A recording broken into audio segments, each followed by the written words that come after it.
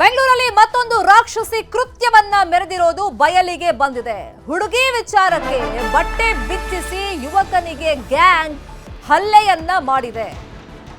ಹುಡುಗಿಗೆ ಆತ ಅಶ್ಲೀಲವಾಗಿ ಮೆಸೇಜ್ ಕಳಿಸಿದ್ದ ಅಂತ ಆರೋಪವನ್ನ ಮಾಡಿ ನಿನ್ನತ್ರ ಮಾತಾಡಬೇಕು ಬಾ ಅಂತ ಕರೆಸಿದ್ದಾರೆ. ಅದಾದ್ಮೇಲೆ ಕಿಡ್ನಾಪ್ ಮಾಡಿದ್ದಾರೆ. ನಿರ್ಜನ ಪ್ರದೇಶಕ್ಕೆ ಆ ಹುಡುಗನನ್ನ ಕರ್ಕೊಂಡು ಹೋಗಿದ್ದಾರೆ. ಬಟ್ಟೆ ಬಿಚ್ಚಿಸಿ ಆತನಿಗೆ ಹೊಡೆದಿದ್ದಾರೆ. ಮರ್ಮಾಂಗಕ್ಕೆ ಒದ್ದು ವಿಕೃತಿಯನ್ನ ಮೆರೆದಿದ್ದಾರೆ. ಬೆಂಗಳೂರಿನ ಸೋಲದೇವನಹಳ್ಳಿಯಲ್ಲಿ ನಡೆದಿರುವಂತಹ ಘಟನೆ ಇದು. ಏನೋ ಕಿಡ್ನಾಪ್ ಮಾಡಿ ಆತನನ್ನ ಕಾರಲ್ಲಿ ಕರ್ಕೊಂಡ್ ಬರ್ತಾ ಇದ್ರಲ್ಲ, ಆಗ್ಲೂ ಆತನಿಗೆ ಹಲ್ಲೆ ಮಾಡಿದ್ದಾರೆ, ಟಾರ್ಚರ್ ಮಾಡಿದ್ದಾರೆ. ಇನ್ನು ಹಲ್ಲೆ ಮಾಡುವಂತಹ ಸಂದರ್ಭದಲ್ಲಿ ಈ ಆರೋಪಿಗಳು, ದುಷ್ಕರ್ಮಿಗಳು ರೇಣುಕಾಸ್ವಾಮಿ ಕೇಸ್ ಬಗ್ಗೆ ಉಲ್ಲೇಖವನ್ನ ಮಾಡಿದ್ದಾರೆ. ಈ ಪ್ರಕರಣದ ಹಿನ್ನೆಲೆ ಏನು ಗಮನಿಸ್ತಾ ಹೋಗೋದಾದ್ರೆ, ಕುಶಾಲ್ ಅನ್ನೋ ಯುವಕನಿಗೆ ಥಳಿಸಲಾಗಿದೆ. ಈ ಕುಶಾಲ್ ಜೊತೆಯಲ್ಲಿ ಒಬ್ಬ ಯುವತಿ 2 ವರ್ಷ ಪ್ರೀತಿ ಮಾಡಿದ್ದಾಳೆ. 2 ವೇ ಲವ್ ಸ್ಟೋರಿ. ಸ್ವಲ್ಪ ತಿಂಗಳ ಹಿಂದೆ ಬ್ರೇಕಪ್ ಆಗಿದೆ. ಬೇರೊಬ್ಬ ಹುಡುಗನ ಜೊತೆಯಲ್ಲಿ ಆ ಯುವತಿ ಇದ್ದಿದ್ದಕ್ಕೆ ಕೋಪ ಬಂದಿದೆ ಕುಶಾಲ್ಗೆ. ಅಶ್ಲೀಲವಾಗಿ ಮೆಸೇಜ್ ಕಳಿಸಿದ್ದ ಆಕೆ ಆ ಹೊಸ ಫ್ರೆಂಡ್ಗೆ ಹೇಳಿದ್ದಾಳೆ. ಆತ ಗುಂಪು ಕಟ್ಕೊಂಡು ಬಂದು ಈತನಿಗೆ ಹಲ್ಲೆಯನ್ನ ಮಾಡಿದ್ದಾರೆ.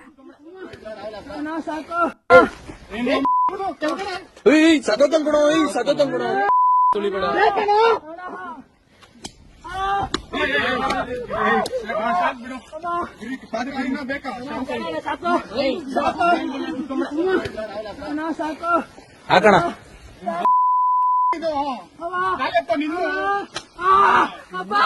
ಕೈ ಕೈ ಇಳ್ಸ.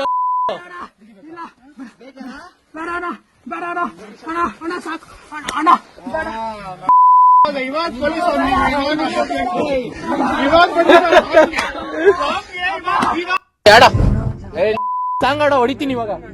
ಸ್ನಾಪ್ ಹಾಕ್ಬೇಕು, ಹೊಡಿಯೋ ಸಾಂಗಾಡೋ. ಇದೆ ಇದೆ ಇದೆ, ದೇಕೋ ದೇಕೋ ಆಡೋ. ಹೊಡಿ ಒಂದು ಹಾಕೋ, ಆಡೋ ಆಡೋ. ಕುತ್ತೆ ಕಿತ್ಮೆ ಆದ್ಮಿ ರೇ. ಆಯ್ತು ಹಣ ಹೊಡಿತೀರಾ ಹಣ ಹೊಡಿತೀರಾ ಒಳಗಡೆ ಬಂದ್ರೆ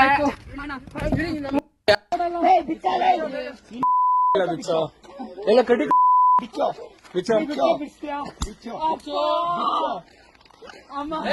ಓಡಿದ್ರೆ ಕಲ್ಲೆ ಸಿಕ್ತಿ. ರೇಣುಕಾ ಸ್ವಾಮಿ ಕೇಸು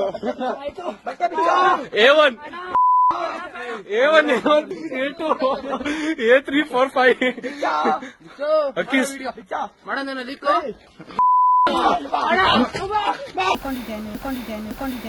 ನಿಜ ಒಪ್ಕೋ. ನಿಜ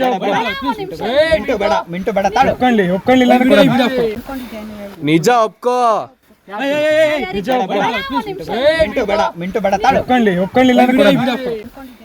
ನಿಜ ಒಪ್ಕೋ. ರೇಣುಕಾಸ್ವಾಮಿ ಪ್ರಕರಣಕ್ಕೂ ಈ ಪ್ರಕರಣಕ್ಕೂ ತಾಳೆಯನ್ನ ಹುಡುಗರೇ ಹಾಕಿದ್ದಾರೆ. ಕಾರಣ ಇಲ್ಲಿ ಯುವತಿಗೆ ಅಶ್ಲೀಲವಾಗಿ ಮೆಸೇಜ್ ಮಾಡಿದ್ದು, ಕಿಡ್ನಾಪ್ ಮಾಡಿದ್ದು, ನಿರ್ಜನ ಪ್ರದೇಶಕ್ಕೆ ಕರ್ಕೊಂಡ್ಬಂದಿದ್ದು, ಯುವತಿ ಮುಂದೆನೆ ಆ ಯುವಕನಿಗೆ ಗುಂಪು ಥಳಿಸಿರೋದು. ಇನ್ನು ಪ್ರಕರಣದಲ್ಲಿ ಹೇಮಂತ್, ಯಶವಂತ್, ಶಿವಶಂಕರ್, ಶಶಾಂಕ್ ಅನ್ನೋ ಆರೋಪಿಗಳನ್ನ ಬಂಧಿಸಲಾಗಿತ್ತು. ಅದಾದ ಮೇಲೆ ಅವರಿಗೆ ಜಾಮೀನು ಸಿಕ್ಕಿದೆ, ಬಿಡುಗಡೆ ಆಗಿದೆ ಅನ್ನೋ ಮಾಹಿತಿನೂ ಇದೆ. ಇನ್ನು ಈ ಪ್ರಕರಣದಲ್ಲಿ 17 ವರ್ಷದ ಯುವತಿ ಆಕೆಯನ್ನು ಬಂಧಿಸಲಾಗಿತ್ತು. ಆಕೆಯನ್ನು ಕೂಡ ರಿಲೀಸ್ ಮಾಡಿದ್ದಾರೆ ಅಂತ ಹೇಳಿ ಮಾಹಿತಿ ಇದೆ. ಇದೆ ಇದೆ ಇದೆ ಎಲ್ಲ ಕಡಿ ನಿಜ. ಆ ವಿಡಿಯೋನ ಖುದ್ದಾಗಿ ಆ ಗುಂಪೆ ಮಾಡ್ಕೊಂಡಿದೆ. ಹಲ್ಲೆ ಮಾಡುವಂತ ಸಂದರ್ಭದಲ್ಲಿ ಸಾಕಷ್ಟು ವಿಷಯಗಳ ಪ್ರಸ್ತಾಪವನ್ನ ಅವರೇ ಮಾಡಿದ್ದಾರೆ. ಸ್ಪಷ್ಟವಾಗಿ ವಿಡಿಯೋದಲ್ಲಿ ಎಲ್ಲವೂ ಕಾಣಿಸ್ತಾ ಇದೆ. ಒಂದು, ಮಾರಣಾಂತಿಕವಾಗಿ ಹಲ್ಲೆ ಮಾಡಿರೋದು, ಬಟ್ಟೆ ಬಿಚ್ಚಿಸಿರೋದು, ಜೊತೆಗೆ ಮರ್ಮಾಂಗಕ್ಕೆ ಹಲ್ಲೆ ಮಾಡಿರೋದು. ಅಂದ್ರೆ ಕೊಲೆ ಯತ್ನದ ಆರೋಪದ ಅಡಿಯಲ್ಲಿ FIR ಯಾಕೆ ಆಗಿಲ್ಲ ಅನ್ನೋ ಪ್ರಶ್ನೆ ಈಗ ಉದ್ಭವವಾಗಿದೆ.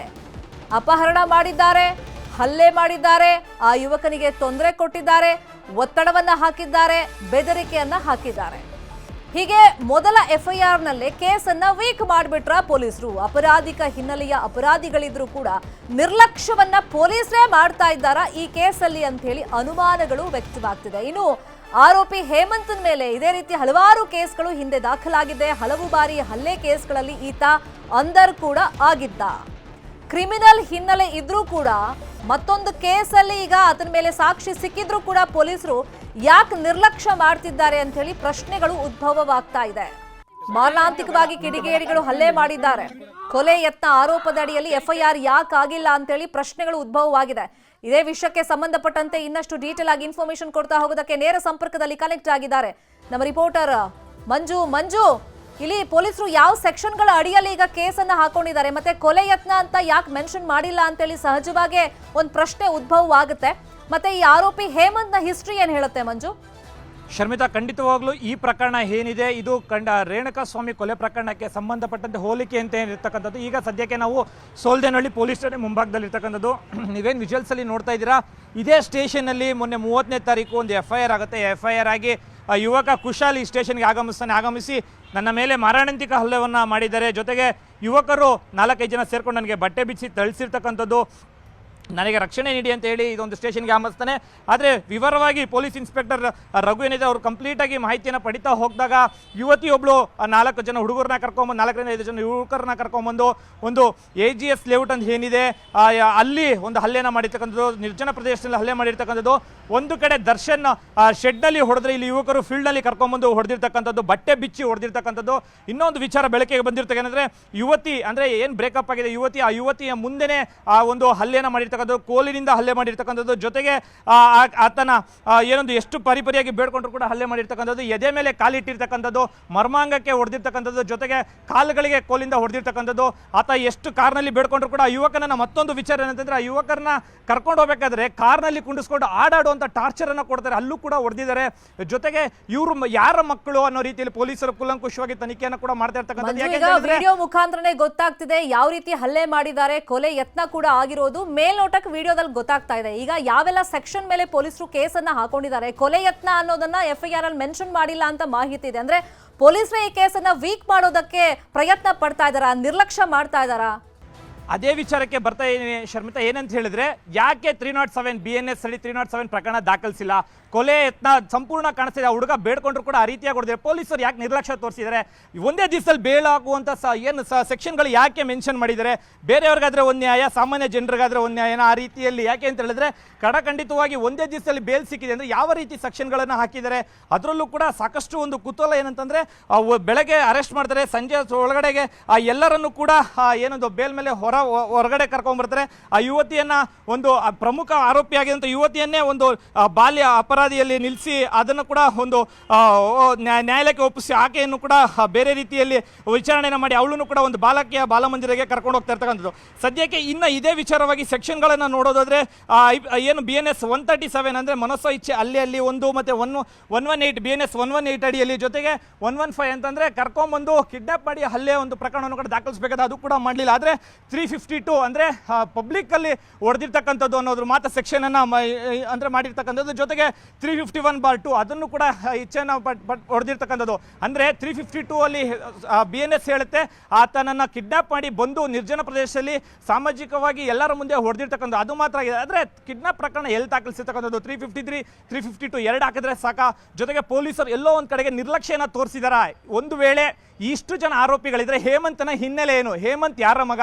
ಯಾಕೆ ಈ ರೀತಿಯಾಗಿ ಬೇಜವಾಬ್ದಾರಿಯಾಗಿ FIR ಅನ್ನ ಮಾಡಿ ಒಂದೇ ದಿವಸದಲ್ಲಿ ಆರೋಪಿಯನ್ನು ಬಿಡುಗಡೆ ಮಾಡುವಂಥ ಸಾಧ್ಯತೆ ಇರ್ತಕ್ಕಂಥದ್ದು? ಹಾಗಾದ್ರೆ ದರ್ಶನ್ ಕೇಸಲ್ಲಿ ಉದಾಹರಣೆಗೆ ತಗೊಂಡೋದಾದ್ರೆ A1 ಇಂದ ಹಿಡಿದು A17 ಜನ ಆರೋಪಿಗಳನ್ನ ಸುಮಾರು 10ರಿಂದ 15 ಜನ ವಿಚಾರಣೆ ಮಾಡಿ ಕೋರ್ಟ್ ಮುಂದೆ ಹಾಜರು ಮಾಡಿಸ್ಕೊಂಡು ಅವರೆಲ್ಲರನ್ನು ಕೂಡ ಪ್ರಕರಣವಾಗಿ ಸಂಕ್ಷಿಪ್ತವಾಗಿ ಹೇಳಿಕೆಯನ್ನು ಪಡಿತಾ ಇದ್ರು. ಆದರೆ ಈ ಪೊಲೀಸ್ ಠಾಣೆಯಲ್ಲಿ ಯಾಕೆ ಆ ರೀತಿಯಾಗಿ ಮಾಡಿರ್ತಕ್ಕಂಥದ್ದು?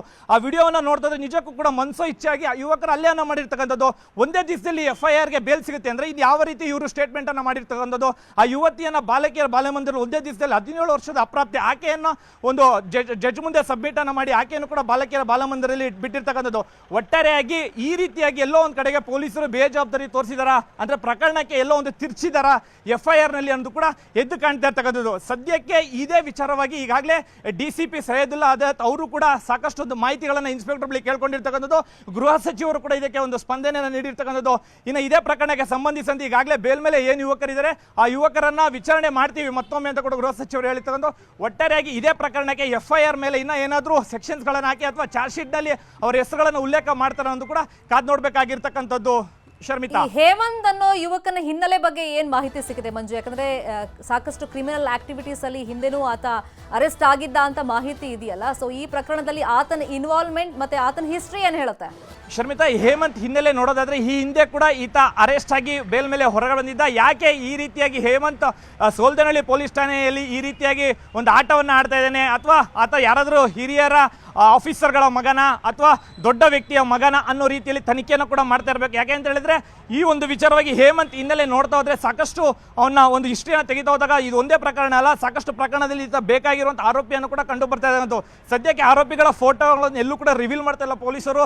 ಇದು ಒಂದ್ ಕಡೆಗೆ ಎಲ್ಲೋ ಒಂದ್ ಕಡೆಗೆ ನಮಗೂ ಕೂಡ ಒಂದು ಕುತೂಹಲ ಮೂಡಿಸಿರ್ತಕ್ಕಂಥದ್ದು. ಇನ್ನು ಇದೇ ವಿಚಾರಣೆಯಾಗಿ ಈಗ ಸದ್ಯಕ್ಕೆ ಒಂದು 12:30 ಗಂಟೆ ನಂತರ ಒಂದು DCP ಅದಾವತ್ ಅವರು ಠಾಣೆಗೆ ಒಂದು ಭೇಟಿಯನ್ನು ಕೂಡ ಕೊಡ್ತೇನೆ ಅಂತ ಕೂಡ ಮಾಹಿತಿ ಇದೆ. ಸದ್ಯಕ್ಕೆ DCP ಉತ್ತರ ಏನ್ ಕೊಡ್ತೇನೆ ಅಂತ ಕೂಡ ಕಾದ್ ನೋಡ್ಬೇಕಾಗಿರ್ತಕ್ಕಂಥ ಹಲವು ಪ್ರಶ್ನೆಗಳಿಗೆ DCPನೇ ಉತ್ತರ ಕೊಡ್ತಾರ ಅನ್ನೋ ರೀತಿಯಲ್ಲಿ ಒಂದು ಕುತೂಹಲ ಕೂಡ ಇರ್ತಕ್ಕಂಥ ಸದ್ಯಕ್ಕೆ. ಶರ್ಮಿತಾ, ಈಗ ಕುಶಾಲ್ನು ಕರೆಸಿ ವಿಚಾರಣೆ ಮಾಡಿದಾರ ಪೊಲೀಸರು ಅಥವಾ ಆತನ ಕಂಡೀಷನ್? ಶರ್ಮಿತಾ, 30ನೇ ತಾರೀಕು ಘಟನೆ ಆದ ನಂತರ ಯಾವಾಗ ಈ ಸೋಲ್ದೇನಹಳ್ಳಿ ಪೊಲೀಸ್ ಠಾಣೆಗೆ ವಿಶಾಲ್ ಬಂದು ಒಂದು ದೂರನ್ನ ದಾಖಲಿಸ್ತಾರೆ, ದೂರನ್ನ ದಾಖಲಿಸಿದ ನಂತರ ಆ ಮಾಹಿತಿಗಳನ್ನ ಪಡಿತಾ ಹೋಗ್ತಾರೆ. ಪಡಿತಾ ಹೋಗಿ ವಿತಿನ್ 24 ಅವರ್ಸ್ ಒಳಗಡೆ ಆತ ಎಲ್ಲರನ್ನು ಕೂಡ ಒಂದು ಅರೆಸ್ಟ್ ಮಾಡಿ ನ್ಯಾಯಾಧೀಶರ ಮುಂದೆ ಹೊರಡಿಸಿದ್ರು. ಕುಶಾಲ್ನ ಹೇಳಿಕೆಯನ್ನು ಕೂಡ ಪಡ್ಕೊಂಡಿರ್ತಕ್ಕಂಥದ್ದು ಇದೇ ಠಾಣೆಯಲ್ಲಿ ಇರ್ತಕ್ಕಂಥ IO ಅವರ ಹೇಳಿಕೆಯನ್ನು ಪಡ್ಕೊಂಡು ಸದ್ಯಕ್ಕೆ ನ್ಯಾಯಾಧೀಶರ ಮುಂದೆ ಆರೋಪಿಗಳನ್ನು ಕೂಡ ಹಾಜರುಪಡಿಸಿಕೊಂಡಿರ್ತಾರೆ. ಹೆಚ್ಚಿನ ವಿಚಾರಣೆಗೆ ಯಾವ ಕ್ಷಣದಲ್ಲಿ ಬೇಕಾದರೂ ಕುಶಾಲ್ನ ಕರೆಸುವಂತ ಸಾಧ್ಯತೆಗಳು ಕೂಡ ಇರ್ತಕ್ಕಂಥದ್ದು. ಶರ್ಮಿತಾ, ಥ್ಯಾಂಕ್ ಯು ಮಂಜು ಚಂದ್ರ ಈ ಕ್ಷಣದ ಮಾಹಿತಿಯನ್ನು